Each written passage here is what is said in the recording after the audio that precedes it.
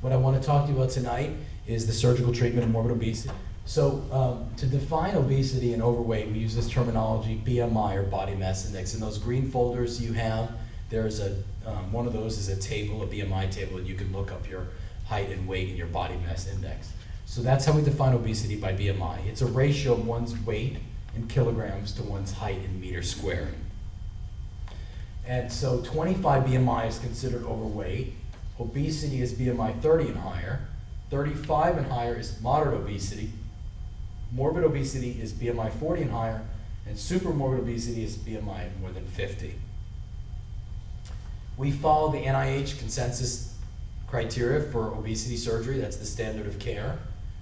And that's that morbid obesity is defined as a BMI more than 40 or 35 with at least one high-risk medical problem. We're talking about other medical issues like diabetes or sleep apnea or high blood pressure or fatty liver disease or any of those things. We like to see the patients also meet the following criteria to be considered for surgery: that they have failed the diet, that they are psychologically stable, that they have some knowledge about surgery and its potential outcomes and potential complications and risks, that they're motivated to be successful, and that they have medical problems that don't preclude them from likely survival from surgery. So before we start talking about the different operations, I think it's good to stop and define some of the terms you're going to see. So we have this terminology of success and failure from bariatric surgery. And so I think it's important to define what we're talking about. It's a bit on the harsh side, but we have to have a number where we can cut off success and failure. So we use that number as 50%. So people have to lose half of their excess weight after surgery, 2 or 3 years after surgery, to be considered statistically successful, okay? So this term excess weight loss, and we do it as a percentage of excess weight called percentage excess weight loss. Right? So what you do is you take one's actual weight minus the weight that we should be based on our sex, height, and frame, and that's one's excess weight. And the amount of weight one loses as they go on is the amount of percentage excess weight loss. So let's do a plain English, easy example. A woman of 5 feet who has a small wrist and is considered a small frame has an ideal body weight of 100 pounds. If that woman comes to the office and weighs 200 pounds in the office, the actual weight is 200, the ideal body weight is 100, so there's 100 pounds of what's called excess weight. A year after surgery, if that person has lost 90 pounds, they have lost 90 out of the 100 pounds of excess weight, or 90% excess weight loss. Everybody understand that? So it's not total body weight like they do in some of the television shows and things like that.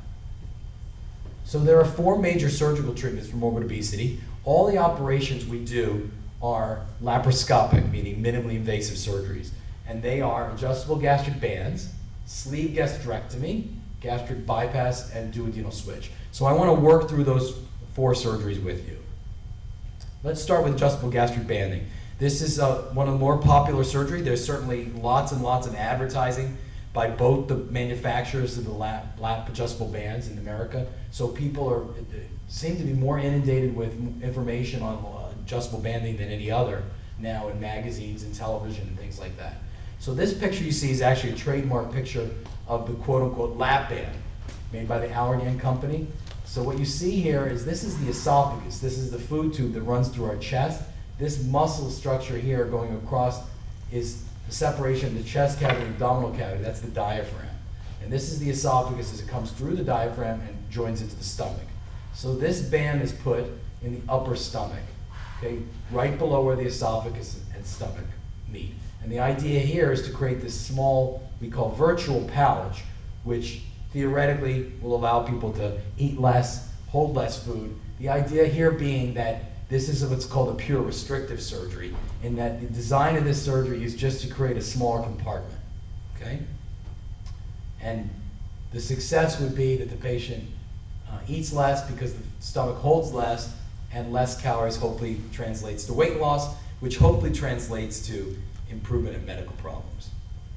So that's how the band is designed to work.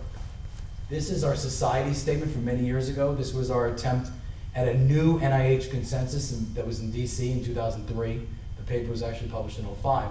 And the idea being that weight loss is about 50% in those who are successful at 2 years with a lap adjustable band with a mortality, risk to one's life at about 1 in 1,000. So we've already talked about how we do this. We put this silicone type band below the junction of the esophagus and stomach, and this virtual pouch is created and the surgery is restricted. So I like to think about things in terms of pluses and minuses in my life, in these major decisions, and I think the way we think about surgery should very much be the same. So we think about advantages and disadvantages of each of these surgeries. So the band is advantageous, and I think people come to the office with the idea of a band because they have a perception that it's simple to perform. It has the lowest mortality of any bariatric surgery at 0.1%, that's 1 per 1,000. The nice thing about the band and the sleeve, we're going to talk about the sleeve next, is that they maintain what I say is the continuity of the GI tract. What that means in plain English is that we're not creating any rearrangement or intestinal bypass. So the reason that that's pertinent is that if you don't disrupt the order or the continuity of the GI tract, you don't have to take vitamins and supplements for the rest of your life. Okay, so that's what that means, really. That's what the stressor is there. Bands are also attractive to people because they can be done either on a same-day basis or an overnight stay, and a lot of that is driven by the insurance companies. The band has a lower incidence of short-term serious complications. Those are things like bleeds and blood clots and leaks compared to the other surgeries. But there are several disadvantages. The first disadvantage is the statistical success and failure. Again, we're talking about the inability to lose half of one's excess weight. Okay? Does everybody understand that clearly now? So failure of weight loss, failing to lose half your excess weight, we tell patients in our practice that the failure rate is 60 to 75%. Okay, so it's a very high number. It's obviously more than 50% of the people, and that's in the US and worldwide. And I think a lot of that is driven by the fact that the band is a restrictive surgery. And we're going to hear a lot about metabolism and metabolic surgery in the coming slides. But the band is really the only surgery that doesn't change or influence metabolism directly. The sleeve, the gastric bypass, and the duodenal switch are all surgeries that change one's metabolism. And the reason that those things happen in the other surgeries is because there are important hormones that come from the gut and from the fat that we have internally. The band is just about making the stomach smaller. So it doesn't directly influence those very important hormones that have a lot to do with being overweight and medical problems that people have who are morbidly obese. Does everybody understand that? Okay. So I think that's the reason, the number one reason why people fail the band. Now the other concerning thing about adjustable gastric banding is the foreign body complications. And you see them all listed out here.